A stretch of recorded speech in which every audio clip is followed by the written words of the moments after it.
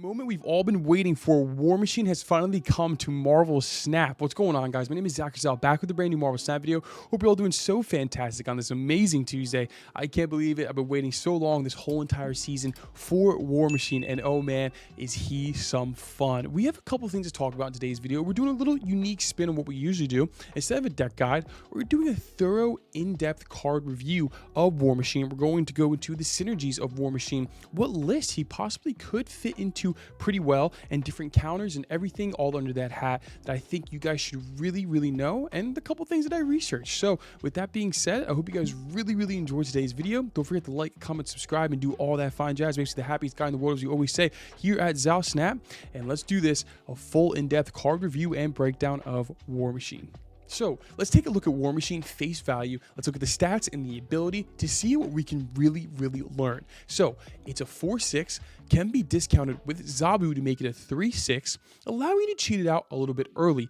Do you ever really want to cheat this out early? I don't think so. I think it's more of a later on curve kind of card, but still a great option nonetheless, and maybe even could be proven useful. We got to see some cooks some people make, but it's good to know that's in our back pocket. Then let's take a look at the spicy bit.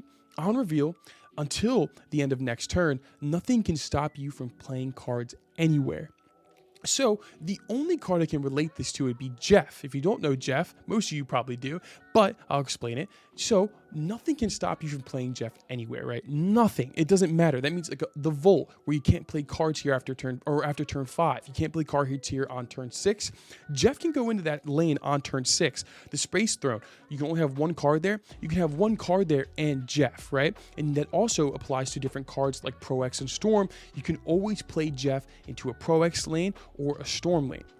And that's what War Machine basically does for every single one of your cards. It doesn't matter the location, it doesn't matter the card your opponent plays, you can always throw down any amount of cards anywhere after you play down War Machine, which seems really good, right? But there's another level to this, right? There's another level that, maybe a lot of people don't know. So there's a couple restrictive cards in Marvel Snap, like Ebony Maw, Infinite, Cold Obsidian, Sentry, Crossbones, and we'll get deeper into this list in a few slides here. But all those cards that we just named have a sort of restrictiveness when it comes to playing the card. For example, Ebony Maw, you have to play before turn 3. Cold Obsidian, there has to be a 1 cost. Giganto has to be played in the left lane, so on and so forth. War Machine ignores all of those abilities. So you throw down a War Machine on 5, you can play Ebony Maw whenever you want. You can play Giganto into any lane, not just the left lane, but any lane. You can play Infinite on 6, even if you throw down War Machine on 5, because usually you have to not play a card before you play Infinite, but War Machine ignores all that. And so we'll get deeper into those kind of cards in a little bit here. But there's also one more element to this, and that's when you talk about Goose, Storm, Jean Grey, Sandman, Pro X. Those kind of cards that really restrict you in how you want to play the game. Jean Grey, you have to play your first card there every single turn if you are able to do so. But with War Machine, you don't have to play your first card there. You can play it wherever you want and any other card anywhere. The same thing applies to Sandman. If someone threw down a Sandman, only one card per person can be thrown down. Not with War Machine. You can throw down any number of cards that you want. It's a really good counter to Sandman. And those are just a couple of the little face value things we can gain from the War Machine. But we're going to go deeper into different synergies that it has, different counters you can match it up with, a few different lists, and a whole bunch of other details here in just a moment. Stick around because we're about to get into the juicy bit of War Machine. But these are some cards that popped into my head that work very well with War Machine, right? So we have Ebony Maw. You can't play Ebony Maw after turn 3. Sentry, you can't play in the right lane. Cold Obsidian, you have to already play him down where there's already a 1-cost card there. We have Electro. It only allows you to play 1 card after you play the Electro in ramp. We have Giganto. Only can play that card in the left lane. Crossbows, you can only play where you're winning that location. And Infinite, you can't play a card on the previous turn to slam down that 620 Infinite. And so, with all these cards, in some type of form, there's a restrictive element, right? Every single one of these cards have a restrictive element that don't allow you to play those cards in the areas that you would rather want to. and some don't let you play it at all, for example, like the Ebony Maw. And so with War Machine, all of these cards become very, very different. Now they're different kind of cards, especially I'm liking the Electro, because if you can do the ramp action with Electro and then throw your War Machine on 5, you can play as many cards as you want, and you have extra energy, which is super, super interesting. And I also like how you can throw down the Infinite down and you can play a card before, it doesn't matter. It has to be that War Machine, but you can still throw down an Infinite, which just blows my mind. Every single one of these cards, as we just said, has an element of restrictive, but War Machine gets rid of all that restrictiveness, gets rid of all the bad effects of these cards that you don't really want. You can throw down a crossbone lanes in a lane that you're losing, which can be super, super viable, especially since we have a 4-8 stat line with crossbones. He can be discounted with Zabu. People are going to find some unique and very interesting builds, especially after War Machine comes out, because some of these cards are only in specific shells. Like your Sentry is only in Junk, your Maul is really only in Shuri Sauron, because you need the Sauron to get rid of that ongoing ability of the Ebony Maw. But nonetheless, still absolutely fantastic that he makes all these cards playable in their own way, and I'm super, super excited to see some of these lists. So with that being said, here are the synergies when it comes to War Machine. Just a couple cards that have really caught my eye. Next, let's get on to some cards that act as a restrictive element when it comes to locations. Now on to the cards that restrict you from playing your own cards in locations that you want to, right? So let's start with the Pro X. Completely locks down a lane. Cards cannot switch sides, be destroyed, move, or anything like that. Completely locks down a location. We have the Sandman. Only allows both players to play one card per turn, which kind of hurts with your big Sarah Miracle plays. That's a big, big hit monkey, guys, so the Sandman really hurts. Jean Grey forces you to play your first card each turn on that Jean Grey location. With Goose, you cannot play any 4, 5, or 6 cost cards on that lane. And then Storm locks down a lane, different than Pro X though, of course. It gives you one turn to answer back after they play the Storm, but after that next turn, no one can play cards there for the rest of the game. Unless you move something into there, or you have a Jeff or a Vision, so you can get something into that lane. But with War Machine, every single one of these cards and their abilities just get flipped right on top of their head.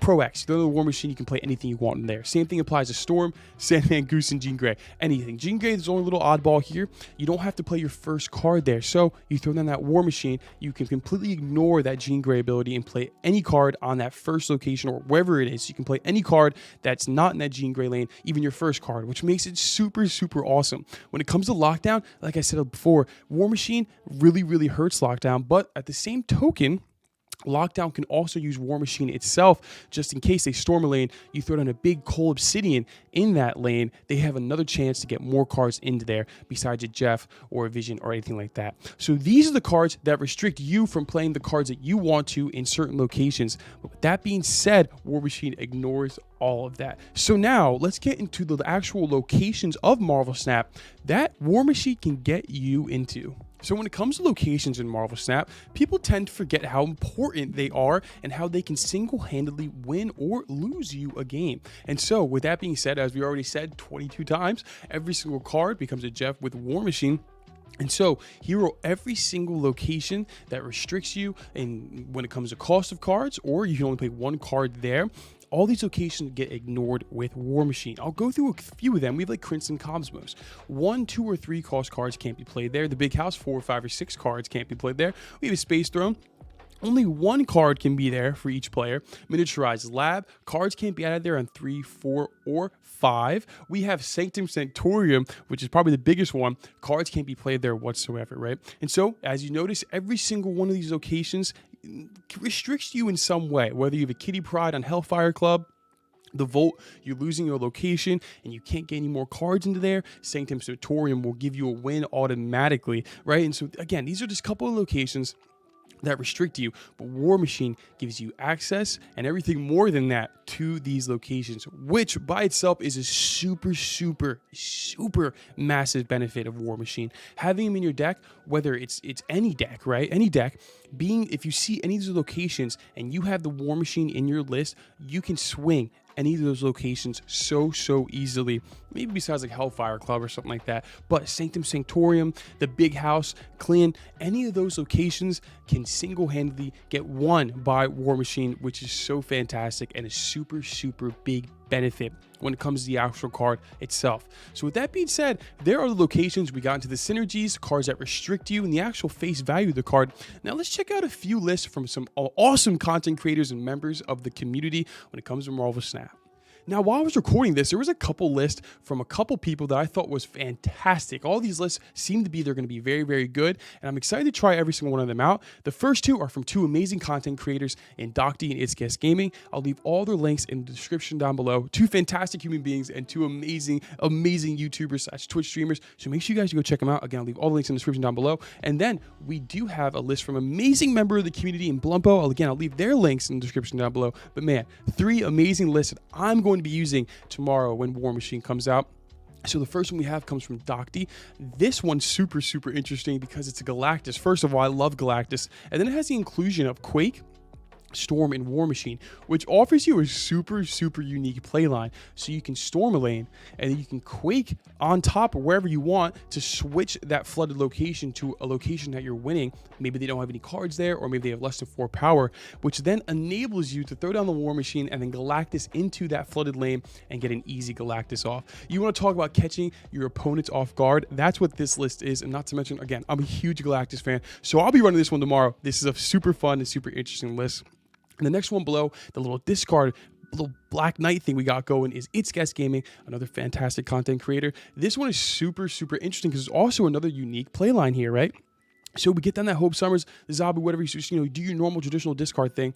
But let's say you have the Infinite and the Ebony Maw in your hand on turn 6, right? So you can Hope Summers, you throw the War Machine on top of the Hope Summers on 5. That gives you an extra energy. You have 7, which then allows you, because at that point, Infinite, no more restrictive ability, and same thing with Ebony Maw, you can throw down 27 power on the last turn, which is a lot of damage. But not to mention, we have a whole bunch of discard lists in here, like with the Black Knight, which gives you the Ebony Blade. When you discard, let's say you're Giganto, you have a 14 powered Ebony Blade that can be discounted with Zabu. I love Zabu and the Hope Summers in here. They're fantastic additions. And the rest, again, like I said, your classic discard list, but with the flexibility of War Machine, which is fantastic. I love that one a lot. And the last one right here is super interesting as well. These are all super interesting and very unique takes that I love a lot. We have a Jean Grey control list with the addition of War Machine. So we have like Mojo in here. We have Rocket Raccoon and Nebula, which allows you to then throw down those cards into that Jean Grey lane with your Mojo to get some beefy power. You have the Rocket Raccoon because they have to play cards there, and then you could throw down the Nebula wherever you want after or before you throw down the Jean Grey because they have to play cards there. And then let's say worst comes to worst, they fill it up or something like that, and you didn't fill it up. You have a War Machine there that allows you to throw down the Ebony Maw and whatever else that you couldn't throw down before because of the Jean Grey, and you had to fill that lane, but no longer an issue, which is super, super interesting. And I love the addition of Cannonball because, like I said, they're going to be filling their lanes, maybe not all 3, but at least 1. And so you can Cannonball some card out of there if you're going to lose that lane. We have a Alive to finish it off with the Doctor Doom, another fantastic list. And also, not to mention, we have the Black Bolt and Stature combo, which I'll always be a fan of. Another fantastic list in Jean Grey control, but with the element of War Machine. 3 amazing lists from 3 amazing people. So again, make sure you guys go check their links out in the description down below. And let's get on to my final thoughts about War Machine. Now, what do I think about War Machine? I'm still on the fence. I'm like 50-50 about it, right? And the reason why is because I think he's going to be an awesome card. I think it's going to be a lot of fun. But during these next couple days after he releases, he's going to be in every single list imaginable. He's going to be played in every single game at all times, right? And so it's going to be very difficult to like really catch your opponent off guard and to really sneak in a War Machine play. Because these next couple days, you see a Storm or Pro X or anything like that, you have to assume your opponent has a War Machine, which is okay. That's how a lot of cards usually start off. But let's get to the actual meat and potatoes. A month in, how is War Machine going to be? Is he going to be worth your tokens? I think yes, right? And only reason why I think that is because of the location aspect of War Machine. Having War Machine in your list, and then all the, we saw all the 10 locations and more that affect your play, that you can't play into, only one card can be there. That will significantly, War Machine itself will give you a significant advantage when it comes to those certain locations. And a lot of them you see quite often. And so with that being said, that's why I'm going to get War Machine. I'm going to use my keys. I might even use my token so I can just get that variant, you know what I mean? But that's what I think about War Machine. The location aspect, awesome, super, super, super good. But I don't know. These next couple days, he's going to be everywhere, so it's going to be hard to tell.